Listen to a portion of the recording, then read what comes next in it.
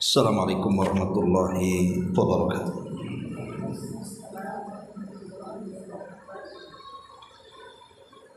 Alhamdulillah wassalatu wassalamu ala Rasulillah wa ala alihi wa sahbihi wa mawala wa la hawla wa la quwwata illa billahi wa ba'd. Kita lanjutkan kembali kajian kita, masih membahas tafsir surah Al-Insan, dan kita masuk pada ayat ke-6 dan seterusnya. Tapi kita baca dari ayat 5. A'udzubillahi minasyaitonirrajim. Bismillahirrahmanirrahim. Inna a'tadna lil kafirina salasilan wa aghlalan wa sa'ira. Innal abrara yashrabuna min ka'sin kana mizajuha kafura 'ainan yashrabu biha ibadullahi yufajjirunaha tafjira. Yufuna bin nadri wa yakhafuna yawman kana syarruhu mustatira wa yut'imuna at-ta'ama ala hubbihi miskinan wa yatiman wa asira. Innama nut'imukum liwajhillah la nuridu minkum jazaan wala syukura inna nakhafu min rabbina yawman abusan qamtarira. Allah Subhanahu wa ta'ala berfirman, sungguh kami telah menyediakan bagi orang-orang kafir itu salasila, rantai-rantai, wa aglalan, dan juga belenggu, wa sa'ira, dan neraka yang menyala-nyala. Dan sungguh orang-orang yang berbuat kebaikan itu akan minum dari segelas air yang campurannya adalah air kafir, yaitu mata air dalam sorga yang diminum oleh hamba-hamba Allah, dan mereka dapat memancarkan dengan sebaik-baiknya.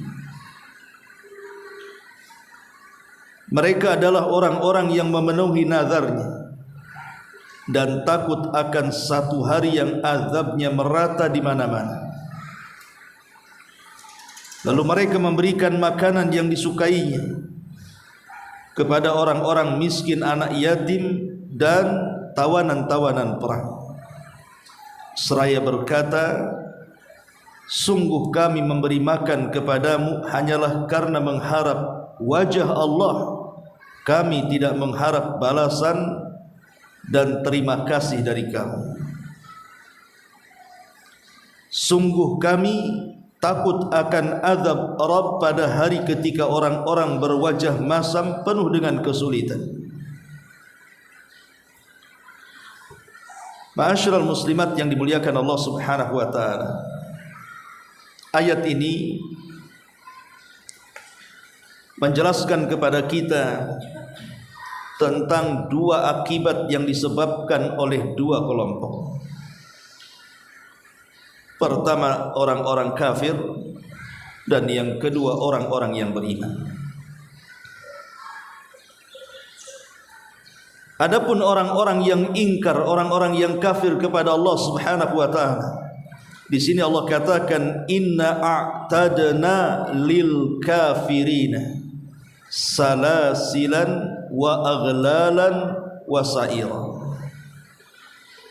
Sungguh kami telah menyediakan bagi orang-orang kafir itu dengan 3 azab. Na'udzubillah. Apa itu? Pertama, salasilan, yang kedua aghlalan, dan yang terakhir sa'ira. Adapun salasil, salasil artinya rantai. Kalau kita sering melihat di dunia orang-orang yang mereka ditangkap karena kriminal kemudian dimasukkan ke dalam penjara, sering kita lihat mereka dirantai. Tapi rantai di dunia ini paling sebatas hanya sekedar di kaki, kalau memang kriminalnya berat, ataupun rantai yang ada di tangan. Terkadang rantai itu beruntai kepada tangan-tangan yang lainnya. Itu rantai bagi penjahat di dunia, hanya diikatkan di tangan, di kaki, atau boleh jadi di leher. Tetapi salasil yang Allah Subhanahu wa taala sediakan kelak pada hari kiamat bagi orang-orang kafir itu bukan diikat di tangan, bukan pula di kaki, tapi dimasukkan lewat mulut dan keluar dari lubang-lubang. Ibu kalau melihat ada orang yang memanggang ayam utuh, biasanya akan ditusukkan besi dari mulutnya sampai ke duburnya. Lah begitulah gambarannya penduduk neraka itu. Allah Subhanahu wa taala akan rantai mereka dengan cara memasukkan rantai itu ke dalam mulutnya, kemudian keluar dari duburnya. Kemudian terkadang para malaikat itu akan memegang rantai itu kemudian memutar-mutar. Bayangkan diputar-putar, kemudian dijatuhkan ke dalam neraka. Nanti di bawah neraka itu ada malaikat lagi, kemudian memutar-mutar, kemudian dilempar lagi ke atas. Dan seperti itulah siksaan penduduk neraka. Mereka akan dirantai kemudian disiksa. Ini makna daripada salasil. Kemudian yang kedua aghlalan, dan juga belenggu. Di mana belenggu itu adalah rantai yang mengikat antara leher dan tangan. Jadi kedua tangan taruh di belakang punggung sini, ya. Kemudian belenggu itu atau rantai yang diikatkan dari tangan ke leher di sini, belakang leher di situ. Dan rantai itu akan menjulur ke bawah sehingga wajahnya akan tersungkur, dan ketika itulah dia berjalan dengan wajahnya. Itulah yang Allah Subhanahu wa taala katakan dalam surah Al-Furqan ayat 34. Alladzina yuhsyaruna ala wujuhihim ila jahannam ulaika syarru makanan wa adhallu sabila. Orang-orang yang dibangkitkan pada hari kiamat dalam keadaan berjalan di atas wajah-wajah mereka. Kemana? Menuju neraka jahannam. Mereka itulah orang yang paling buruk tempatnya dan paling sesat jalannya. Ada seorang laki-laki datang menghadap Nabi SAW dan mengatakan, "Ya Rasulullah, kaifa yuhsyarul kafir ala wajhi yaumal qiyamah?" Orang ini mengatakan, "Ya Rasulullah, macam mana caranya orang kafir itu berjalan dengan wajahnya? Bukankah orang berjalan itu dengan kedua kakinya? Ini berjalan dengan wajahnya. Macam mana bisa dia berjalan dengan wajahnya?" Maka Rasulullah SAW mengatakan, alaysa alladhi amshahu ala rijlaihi fid dunya qadiran ala an yumshiyahu ala wajhi yaumal qiyamah. Maka Rasul sallallahu alaihi wasallam kemudian mengatakan, bukankah zat yang telah membuatnya berjalan di atas kedua kakinya ketika hidup di dunia sangat berkuasa juga untuk membuat ia berjalan di atas wajah-wajahnya pada hari kiamat. Kenapa kau heran? Yang membuat orang berjalan dengan kedua kaki kan Allah. Maka yang membuat orang berjalan dengan wajahnya pun Allah subhanahu wa ta'ala. Tidak mustahil bagi Allah membuat orang seperti itu. Na'udzubillah summa na'udzubillah. Makanya Allah subhanahu wa ta'ala juga mengatakan di dalam surah Yasin, ma'ruf surah Yasin, Allah mengatakan, inna ja'alna fi a'naqihim aghlalan fahiya ilal adhqani fahum muqmahun. Dalam surah Yasin ayat ke-8, sungguh kami telah memasang belenggu di leher-leher mereka, lalu tangan mereka yang terbelenggu diangkat ke dagu, karena itulah mereka tertengada. Akhirnya mereka pun berjalan dengan wajah-wajah mereka. Ma'asyiral muslimat yang dimuliakan Allah subhanahu wa ta'ala, inilah azab yang kedua yang disebut dengan aghlal, belenggu-belenggu yang diletakkan di leher-leher mereka. Kemudian yang ketiga, Allah subhanahu wa ta'ala mengatakan wasa'ira, dan dia akan ditempatkan di neraka sa'ir.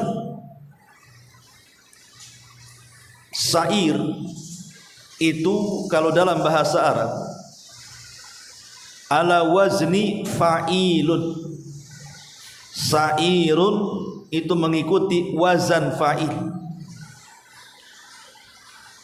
Dan wazan fa'il dalam bahasa Arab itu yufidu daimumati wal istiqrar, memiliki faedah daimumah, terus menerus dan menetap selamanya.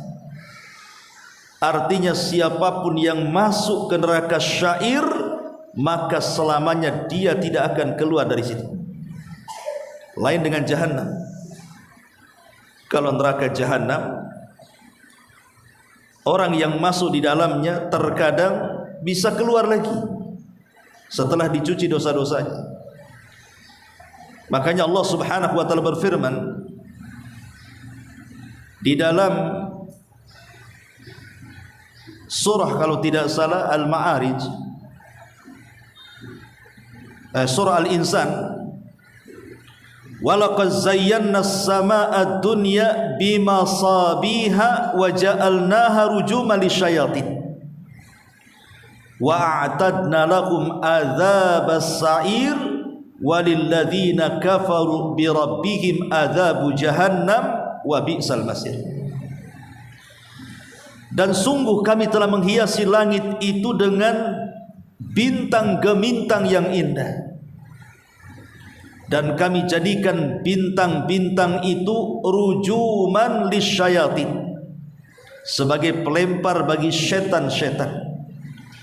Wa'tadna lahum, dan kami siapkan bagi setan-setan itu adzabas sa'ir, azab neraka sa'ir. Artinya sa'ir itu adalah nerakanya bagi kalangan syaitan minal insi wal jinni, dari kalangan manusia atau setan manusia dan juga setan jin. Dan mereka kalau masuk ke dalam neraka sa'ir maka tidak akan pernah keluar. Tapi Allah mengatakan walilladzina kafaru birabbihim, tapi bagi orang-orang yang ingkar, yang kufur dengan Rabb mereka, bagi mereka adzabu jahannam, azab jahannam. Wa bi'sal masir, dan jahannam adalah seburuk-buruk tempat. kalimat kafaru, mereka kufur dengan Rabb mereka. Kita tahu bahwa kufur itu ada dua macam. Ada kufur yang mengeluarkan dia dari Islam, tapi ada kufur yang tidak mengeluarkan dia dari Islam. Dua-duanya terancam dengan neraka. Adapun kufur yang mengeluarkan dari Islam dan mengekalkan ia dari neraka, seperti kesyirikan ataupun kemunafikan, nifak akbar, nifak keyakinan, ataupun seseorang yang keluar dari Islam. Ini sudah jelas. Maka kufur yang seperti ini mengekalkan pelakunya di neraka. Adapun di sana ada kufur yang lainnya yang tidak sampai kepada pengekalan di neraka, seperti sebagian orang yang kufur nikmat. Mereka menyembunyikan nikmat itu seolah-olah tidak ada datang dari Allah, ataupun seseorang dengan nikmat Allah berbuat menyelisihi dari maksud zat yang telah memberikan nikmat kepadanya. Lah kufur nikmat seperti ini tidak keluar dari Islam, karena umumnya kita juga melakukannya terkadang, tetapi terancam juga dengan neraka. Karena orang yang masuk neraka itu ada yang dikekalkan di dalamnya dan ada yang tidak dikekalkan di dalamnya. Tapi khusus neraka sa'ir, karena dia ikut wazan fa'il yang memiliki makna ad-daimumah wal istiqrar, di mana kalau orang sudah masuk akan senantiasa di dalamnya dan menetap di dalamnya. Maka neraka sa'ir adalah neraka bagi orang-orang yang kafir, yang mereka kalau masuk tidak akan dikeluarkan kembali. Lihat, Allah Subhanahu wa ta'ala memberikan hukuman kepada orang kafir dengan 3 hukuman. Salasilan, pertama rantai, wa aghlalan, kemudian belenggu, wa sa'ira, kemudian neraka yang menyala-nyala. Lain orang-orang kafir, tentu lain pula balasannya bagi orang-orang yang beriman. Dan biasanya Al-Quran memang seperti itu. Kalau menyebutkan balasan kepada orang kafir, maka Allah akan sebutkan juga balasan bagi orang-orang yang beriman. Apa balasan bagi orang-orang yang beriman? Maka Allah Subhanahu wa ta'ala lanjutkan ayatnya. Innal abrar, sesungguhnya orang-orang abrar. Abrar, apa makna abrar di sini? Ulama mengatakan maksudnya abrar, mereka adalah orang-orang yang senantiasa melakukan ketaatan kepada Allah dengan melaksanakan hak-hak Allah Subhanahu wa ta'ala, dan juga tidak melupakan hak hamba-hambanya. Atau dengan kata lain, mereka orang-orang saleh, orang yang melaksanakan hak Allah yang disebut dengan hablum minallah, dan orang-orang yang melaksanakan hak-hak kepada manusia yang disebut dengan hablum minannas. Hubungan dengan Allah dan hubungan dengan manusia, mereka lah orang-orang yang disebut dengan abrar. Adapun hubungan dengan Allah Subhanahu wa ta'ala digambarkan dalam surah Al-Baqarah 178. Laisal birra an tuwallu wujuhakum qibalal masyriqi wal maghrib walakinnal birra man amana billahi wal yaumil akhir wal malaikati wal kitabi wan nabiyyin ila akhiril ayat.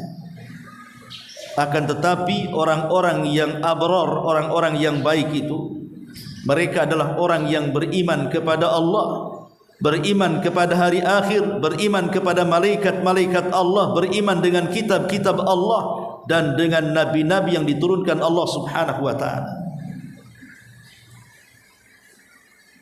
Kemudian Allah mengatakan, adapun hubungan orang-orang abrar dengan hamba-hamba Allah yang lainnya, maka Allah katakan, wa atal mala ala hubbihi dzawil qurba wal yatama wal masakin wabnas sabil was-sa'ilina wa fir riqab wa aqamas salata wa ataz zakata wal mufuna bi ahdihim idza ahadu was-sabirina fil ba'sa'i wadh-dharra'i wa hinal ba'si ulaika alladziina shadaqu wa ulaika humul muttaqun. Dan orang-orang abrar adalah orang-orang yang mereka memberikan hartanya karena kecintaannya kepada para kerabat, anak-anak yatim, orang-orang miskin, orang-orang yang ada di jalan, orang-orang yang meminta-minta, dan begitu seterusnya. Jadi surah Al-Baqarah ini mendefinisikan tentang siapa orang abrar itu. Mereka adalah orang-orang yang tidak lupa dengan hak-hak terhadap Allah dan tidak melupakan juga hak-hak terhadap hamba-hamba Allah. Ma'asyiral muslimat yang dimuliakan Allah Azza wa Jalla, adapun di dalam Quran itu kan ada tingkatan-tingkatan. Lah abrar itu tingkatan kedua. Dan tingkatan yang paling tinggi yang disebut dengan al-muqarrabun atau disebut as-sabiqun. Itu kelompok paling tinggi. Orang-orang yang muqarrab, yang didekatkan dengan Allah Subhanahu wa taala. Adapun kemudian tingkatan yang kedua itu disebut dengan ashabul yamin, kelompok kanan, atau dengan kata lain mereka adalah orang-orang yang disebut dengan al-abrar dalam ayat ini. Mereka adalah orang-orang dari kelompok kedua yang akan mendapatkan kenikmatan Allah Subhanahu wa taala di surga. Apa kenikmatan yang Allah akan berikan kepada abrar? Kepada orang-orang yang senantiasa melaksanakan hak-hak Allah. Apabila Allah perintahkan dia laksanakan, apabila Allah larang dia tinggalkan, apabila Allah berikan nikmat dia halalkan kenikmatan itu, dan apabila Allah Subhanahu wa taala haramkan dia pun jauhkan. Jadi Allah berikan kepada mereka kenikmatan berupa yashrabuna min ka'sin kana mizajuha kafura. Sesungguhnya orang-orang yang berbuat kebaikan itu akan minum min ka'sin dari sebuah gelas. Kana mizajuha kafura, berisi minuman yang campurannya adalah air kafur.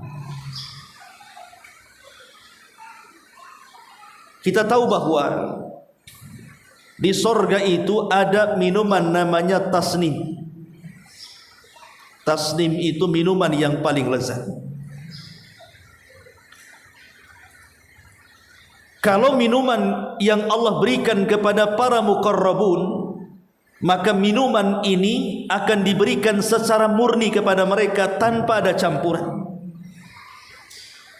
Tetapi kalau tasnim ini diberikan kepada al-abrar, maka minuman ini tidak akan diberikan secara murni, tetapi akan diberikan campuran kafur. Kalau saya buat analogi seperti ini, umpamanya ada dua tamu yang datang ke rumah saya atau ke rumah ibu. Yang satu tamu kehormatan, yang satu tamu biasa. Kemudian ibu tidak punya minuman kecuali hanya sedikit dari air susu. Maka kemudian ibu akan membagi dua tuh air susunya. Masalahnya, kalau seandainya dibagi dua gelas, maka tidak akan cukup. Ya mungkin satu gelas setengah.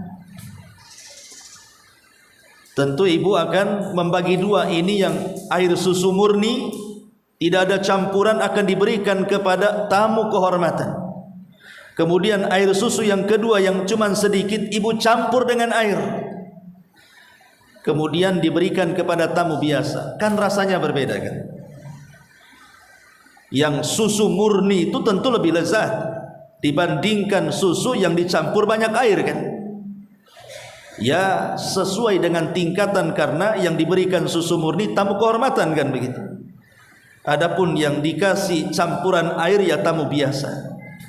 Itulah analoginya muqarrabun dengan al-abrar.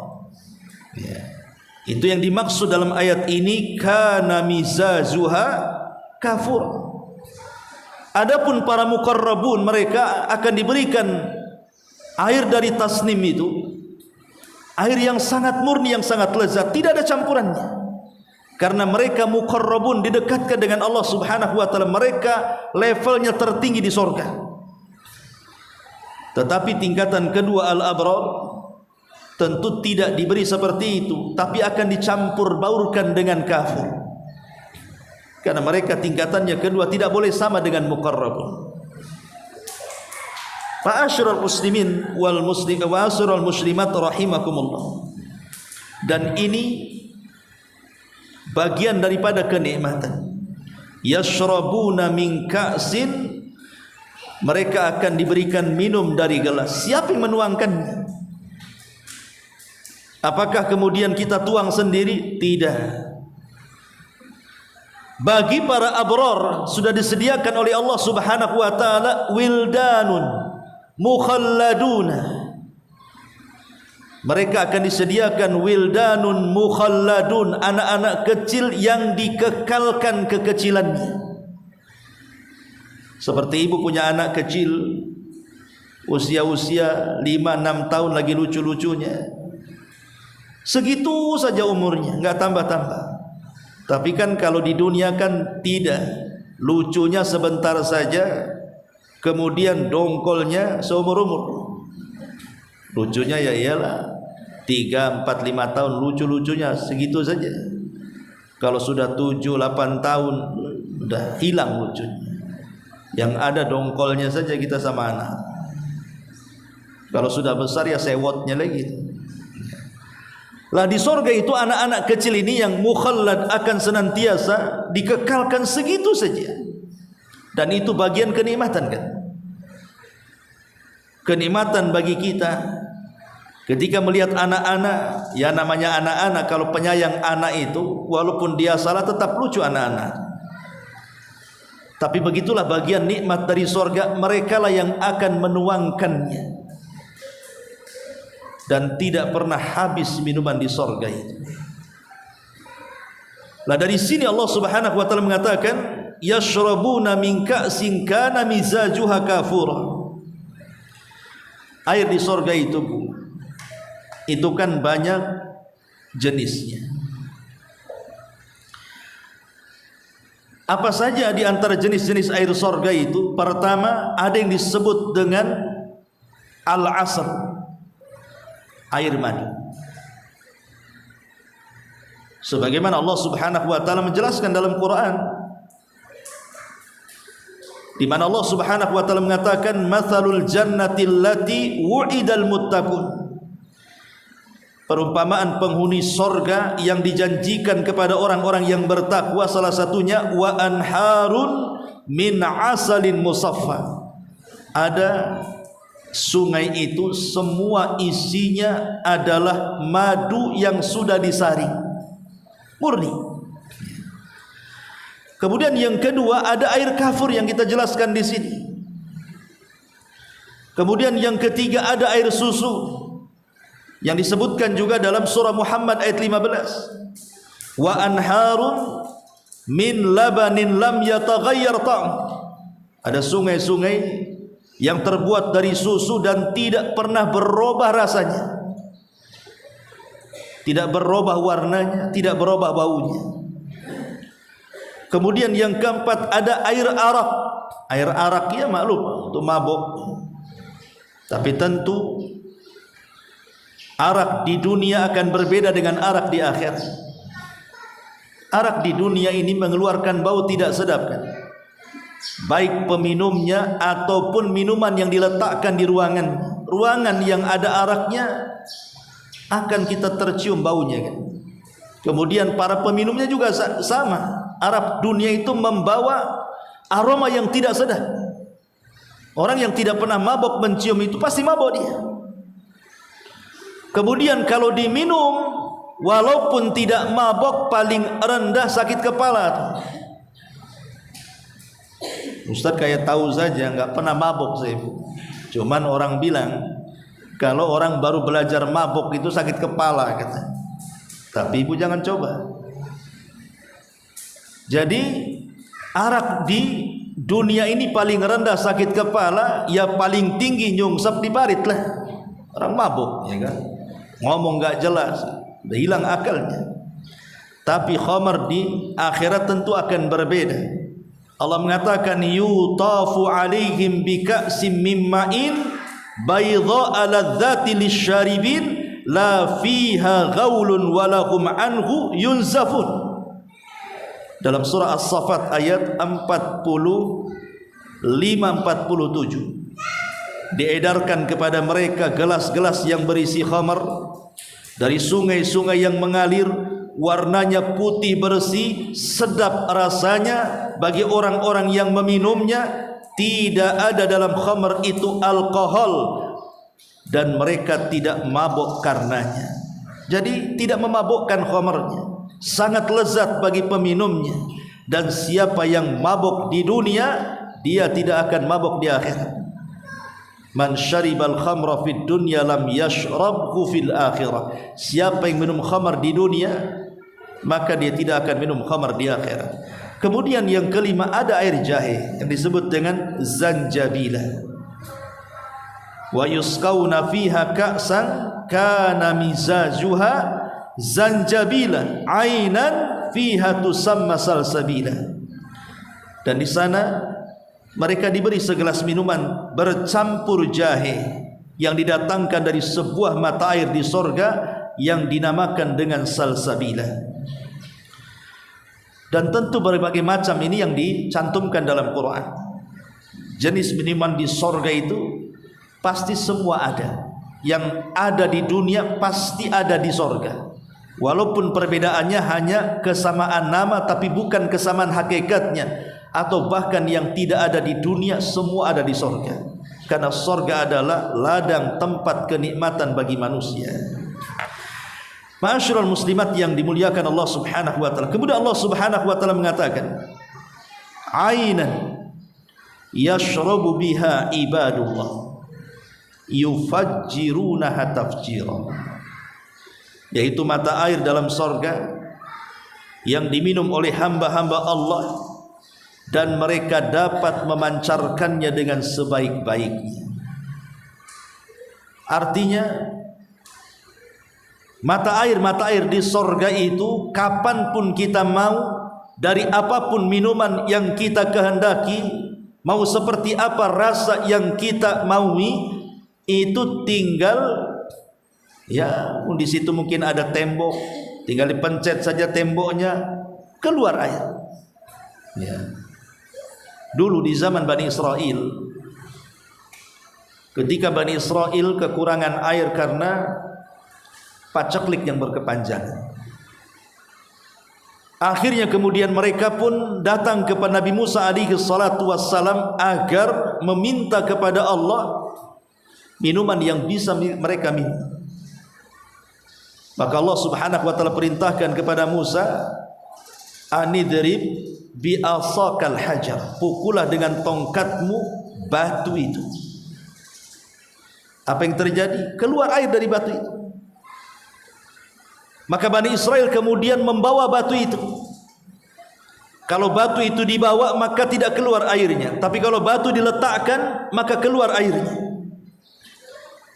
Tapi di sorga itu tidak perlu dibawa dan diletakkan. Ini di dunia. Bani Israel susah harus membawa meletakkan kan begitu. Tapi di sorga tidak seperti itu. Di sorga itu tidak pernah kita bawa. Bahkan air itu yang mendatangi kita, dan kita tinggal meminumnya. Ibu bisa minum sambil baring, bisa minum sambil duduk, bisa minum mungkin lewat jendela, bisa minum sambil di bawah pohon.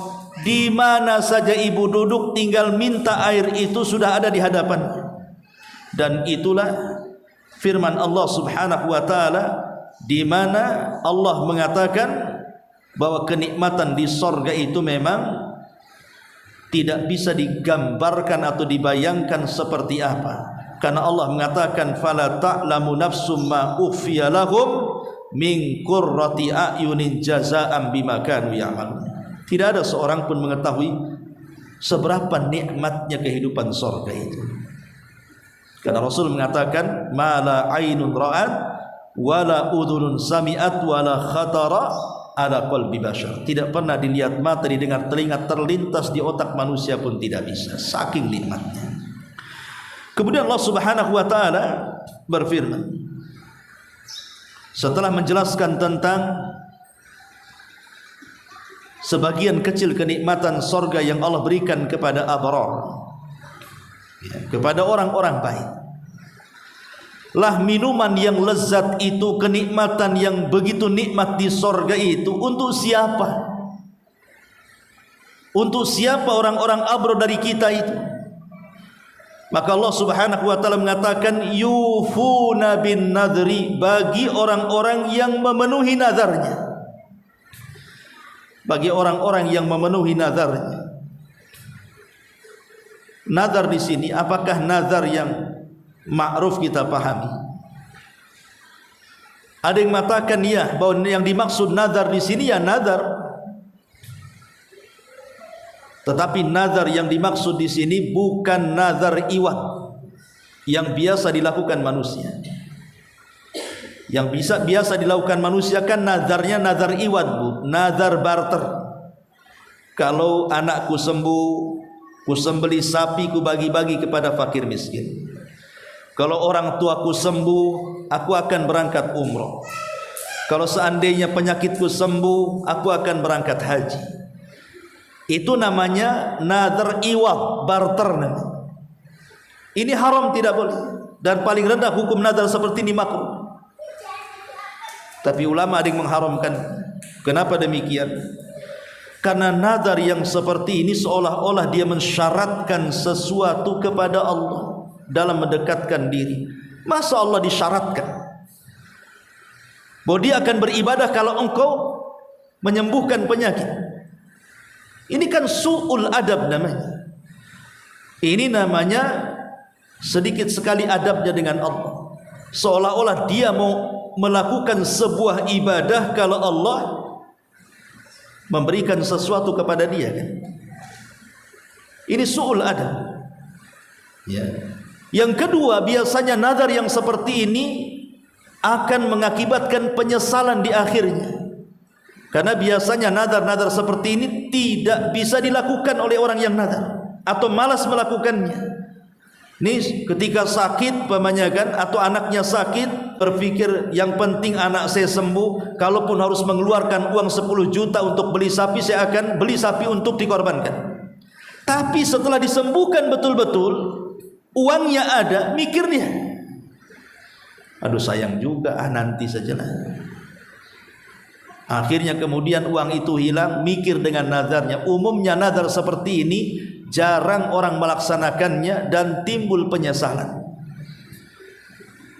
Tapi satu hal, bahwa nazar seperti ini tidak merubah takdir. Nazar itu tidak merubah takdir. Apakah kalau seandainya ibu bernazar dia akan sembuh? Ya Allah, kalau anak saya sembuh saya akan umrah. Apakah kemudian nazar seperti ini bisa menyembuhkan anak? Tidak. Betapa banyak orang nazar tidak sembuh juga orang itu. Karena nazar itu tidak merubah takdir siapapun. Dan nazar yang seperti ini biasanya tidak terucap kecuali dari orang bakhil. Sebab kalau tidak sembuh dia tidak sedekah. Sebab kalau dia tidak lulus tidak umrah. Kan bakhil orang seperti ini. Jadi yang dimaksud nazar dalam ayat ini yufuna bin nadri, orang-orang yang memenuhi nazarnya. Maksudnya di sini bukan dari segi nazarnya, tapi dari segi memenuhi nazarnya. Orang sudah nazar, maka dia harus memenuhi nazarnya. Makanya kan hukum nazar itu aneh, awalnya haram kemudian akhirnya wajib, atau awalnya makruh akhirnya wajib. Ketika bernazar bisa jatuh kepada keharaman kalau itu nazar iwad yang saya jelaskan tadi. Tapi kalau sudah terjadi nazar, kemudian Allah berikan atau Allah kabulkan nazarnya, maka dia wajib memenuhi nazarnya. Jadi Allah hanya memuji orang-orang yang memenuhi nazar, bukan orang yang bernazar. Kecuali kalau nazarnya itu bukan iwad, bukan barter, ya nazar-nazar biasa saja. Ya nantilah kalau habis gajian bulan ini saya akan nazar, saya akan berikan uang ini kepada anak-anak yatim. Kan gak ada masalah itu. Ya kan tidak ada barter di sini. Hanya ingin nazar begitu saja kepada Allah Subhanahu wa taala, antara dia dengan Allah yang tahu. Ya. Jadi yang pertama, orang-orang yang akan mendapatkan kenikmatan sorga yang dijelaskan dalam ayat sebelumnya adalah orang-orang yang melaksanakan nazarnya. Ini penafsiran yang pertama, bahwa nazar di sini artinya ya nazar yang kita pahami. Tapi ada juga yang mengatakan nazar di sini bin nadri, bukan nazar maksud bin nadri di sini, tetapi artinya al-inzar ataupun nuzur, peringatan-peringatan yang Allah telah peringatkan kepada kita. Mereka adalah orang-orang yang senantiasa menghindar dari nuzur. Yufuna bin nadri maksudnya memenuhi nuzur itu memenuhi panggilan peringatan Allah. Ketika Allah memanggil jangan zina, maka kita tidak berzina. Jangan minum khamar, maka kita tidak minum khamar. Jangan berjudi, maka kita tidak judi. Jangan dusta, jangan ghibah, jangan namimah, maka kita tidak dusta, tidak namimah, tidak ghibah. Jadi dia melaksanakan peringatan-peringatan yang Allah peringatkan. Itu maksud penafsiran yang kedua bin nadri di sini. Maksudnya melaksanakan, memenuhi nuzur setiap yang diperingatkan Allah Subhanahu wa taala.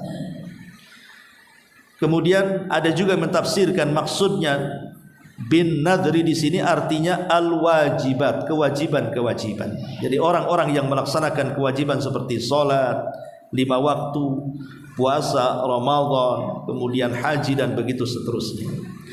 Kemudian yang kedua, wa yakhafuna, amalan yang kedua, mereka takut. Yauman, akan satu hari, kana syarruhu mustatira, di mana keburukannya itu menyebar kemana-mana. Apa yang dimaksud syarruhu mustatira? Keburukannya menyebar. Karena nanti pada hari kiamat orang-orang yang masuk neraka itu jauh lebih banyak dibandingkan orang-orang yang masuk ke dalam surga. Bandingannya, satu masuk ke dalam surga, 999 masuk neraka. Jadi bandingan penduduk surga dan neraka itu satu berbanding 999. Berdasarkan hadis, ketika Allah Subhanahu wa taala berkata kepada Adam alaihi salatu wasalam, akhrij bi'san nar min ummatika, ya Adam, keluarkan utusan-utusan neraka dari umat. Adam bingung maksudnya apa. Maka Allah mengatakan, pada setiap 1999 masukkan ke neraka, satu masukkan ke dalam surga. Kemudian para ulama mensyarah hadis ini, bahwa hadis ini berbicara tentang sebuah kaum yang disebut dengan Ya'juj wa Ma'juj. Karena Ya'juj dan Ma'juj tidak ada yang masuk surga, semua masuk neraka. Dan jumlah mereka berbanding kita itu 1 dibandingkan 999 dari Ya'juj dan Ma'juj, 1 dari kita. Makanya Rasul Allah mengatakan kepada Isa bin Maryam agar jangan memerangi mereka, karena mereka umat yang tidak bisa diperangi dan tidak bisa dibunuh. Sembunyilah, ajak orang-orang yang beriman di bukit Tur. Kenapa Allah mengatakan begitu kepada Isa? Ya tidak mungkin satu berkelahi melawan 999, 1 lawan 5 aja KO gitu. Ini yang dilawan 1 lawan 999, gimana yang mau dilawan? Sembunyi sajalah. Makanya Ya'juj dan Ma'juj itu tidak bisa dibunuh. Mereka hanya bisa dibunuh dengan cara dikirim azab, bukan diperangi. Dikirim azab dengan mengutus naga, semacam ulat, kemudian menggigit tengkuknya, 1 mati semua. Ya. Ma'asyiral muslimat yang dimuliakan Allah Azza wa Jalla. Jadi keburukan yang menyeluruh itu karena kita khawatir. Dari 999 yang masuk neraka, satu masuk surga, apakah kita yang satu itu? Ataukah dimasukkan ke 999? Lah karena keburukan yang menyebar ini. Apalagi nanti pada hari kiamat itu masing-masing manusia akan sibuk dengan sendirinya, di mana satu dengan yang lainnya mustahil akan memberikan pertolongan satu dengan yang lain.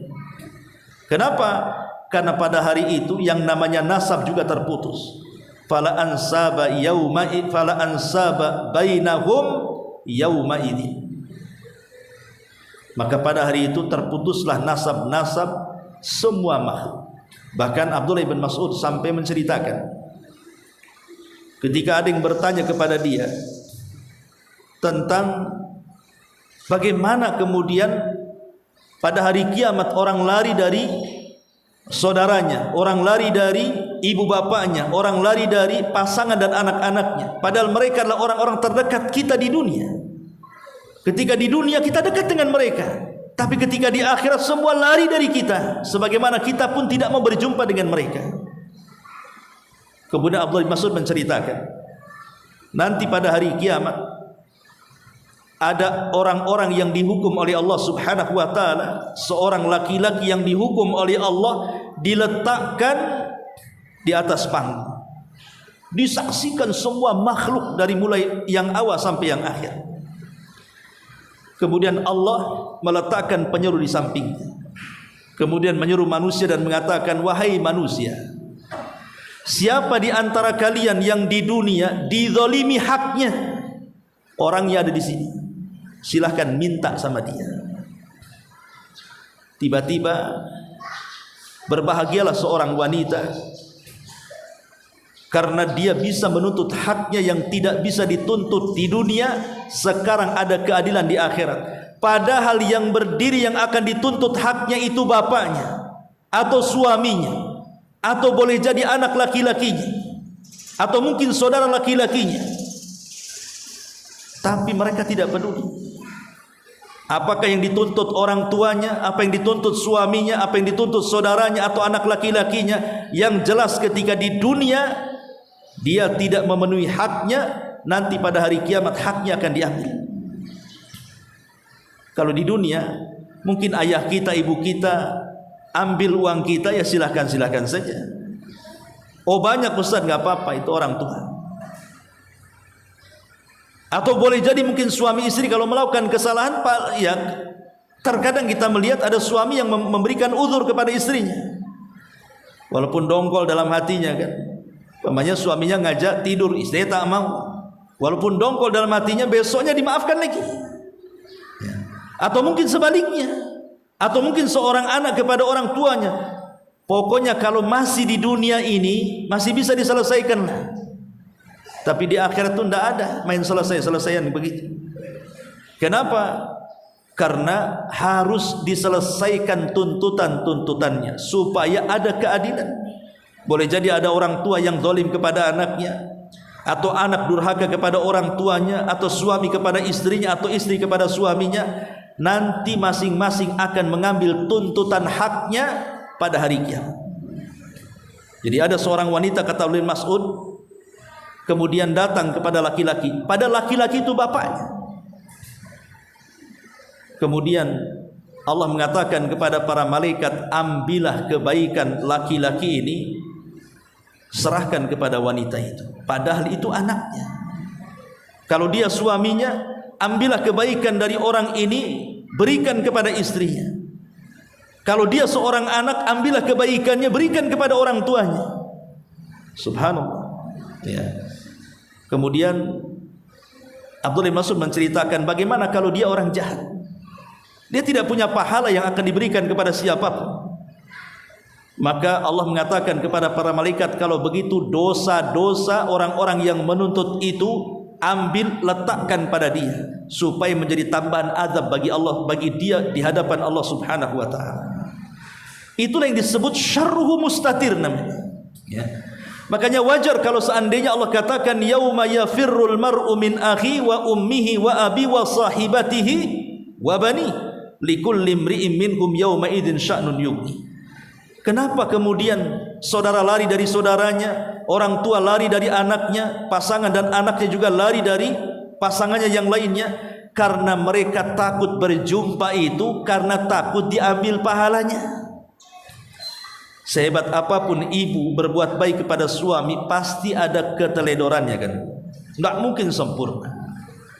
Sehebat apapun suami lo berbuat baik kepada istri, pasti ada lupanya. Atau sehebat apapun orang tua mendidik anak, itu pasti ada lalainya. Lah lupa, lalai, teledor, itulah yang akan dituntut haknya.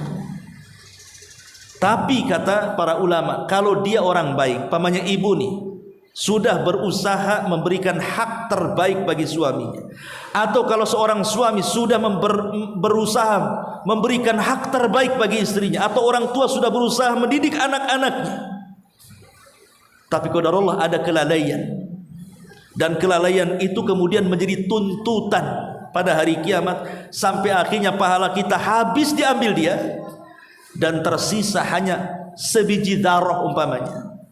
Maka sebiji darah ini akan dilipat gandakan kembali sampai akhirnya dia dimasukkan ke dalam surga. Kenapa? Karena memang dia orang baik. Ya, kalau orang baik masih ada kesempatan masuk surga. Tapi kalau dia orang jahat, maka pahalanya akan diserahkan kepada orang yang didoliminya, sementara dosa orang yang banyak menuntutnya akan diserahkan kepadanya. Na'udzubillah. Itu yang disebut syarruhu mustatira. Kemudian juga yang ketiga, wa yut'imuna at-ta'ama ala hubbihi miskinan wa yatiman wa asira. Kemudian amalan yang ketiga, amalan yang kedua merasakan takut. Kemudian amalan yang ketiga memberi makan dari harta yang sangat dicintainya kepada siapa? Kepada orang miskin, kepada anak yatim, ataupun kepada asir. Asir di sini memang banyak penafsiran. Ada yang mengatakan asir di sini ya maksudnya tawanan perang, orang kafir yang ditawan. Itu disebut asir. Ada juga yang dimaksud asir di sini adalah orang-orang yang terlilit hutang. Akhirnya dia pun jatuh miskin dan kelaparan, maka kita kasih makan kepada mereka. Atau yang disebut dengan asir di sini adalah orang-orang yang berada di penjara yang kekurangan makanan. Jadi amalan yang sangat afdol, yang sangat agung adalah ibu memberi makan orang-orang yang di penjara kalau seandainya pemerintah kurang bertanggung jawab. Memberi makan orang-orang yang di penjara itu, maka kita memberi makan mereka sesuatu amalan yang baik. Ya. Itu maksudnya asir. Ya. Ketika dia memberikan makanan kepada orang miskin, anak yatim dan asir itu, dia mengatakan innama nut'imukum liwajhillah la nuridu minkum jazaan wala syukura. Sambil dia berkata, sesungguhnya aku memberi makan kepadamu hanya karena mengharap keridhaan Allah. Artinya penuh dengan keikhlasan. Dia memberi makan kepada orang miskin bukan karena riya, supaya mandang atau dipandang manusia ibu itu seorang dermawan, orang yang baik hati, orang yang mudah terenyuh, orang yang mudah memberikan kasih sayang sehingga manusia memujinya. Bukan, tapi betul-betul karena keikhlasan kepada Allah. Liwajhillah, mencari wajah Allah. La nuridu minkum jaza wala syukur. Di mana dia tidak mengharapkan balasan sama sekali. Begitu juga tidak menerima ucapan terima kasih. Makanya Aisyah radhiyallahu anha apabila memberi sesuatu langsung ditutup pintunya. Aisyah ini kalau ada pengemis datang, kemudian diberikan roti makanan, sebelum pengemis itu mengucapkan terima kasih, jazakillah khairan, ditutup. Aisyah tidak mau mendengar kalimat itu. Itulah ayat di sini, wala syukurah. Dia tidak mau mendengar ucapan terima kasih. Kalau kita ditunggu kan, kok nggak dapat terima kasih? Nah, sekali aja. Adabnya nggak bagus katanya. Masa anak kasih dia nggak ada ucapan jazakillah khairan? Kalau kita kan, berarti kita kurang ikhlas itu di sini. Jadi Aisyah itu kalau memberi, Sebelum dia mengucapkan terima kasih langsung masuk tutup pintu. Jadi bagaimana keikhlasannya luar biasa seorang Ummul Mukminin radhiyallahu anha ini. Dan ini mencegah adanya apa? Adanya riya kan. Dikhawatirkan kemudian dia berterima kasih, memuji, akhirnya besar kepala pula kita. Nah, inilah yang kemudian Allah mengatakan innama nut'imukum liwajhillah la nuridu minkum jazaan wala syukura. Sesungguhnya kami memberi makan kepadamu hanyalah karena mengharapkan keridhaan Allah, kami tidak mengharap balasan ataupun ucapan terima kasih dari kamu. Kenapa? Inna nakhafu min rabbina yawman abusan qamtarira. Sungguh kami takut akan azab Tuhan pada hari ketika orang-orang itu berwajah masam penuh dengan kesulitan. Wallahu a'lam. Sampai di sini dulu ayatnya. Sebelum saya tutup, silakan kita buka tanya jawab dulu.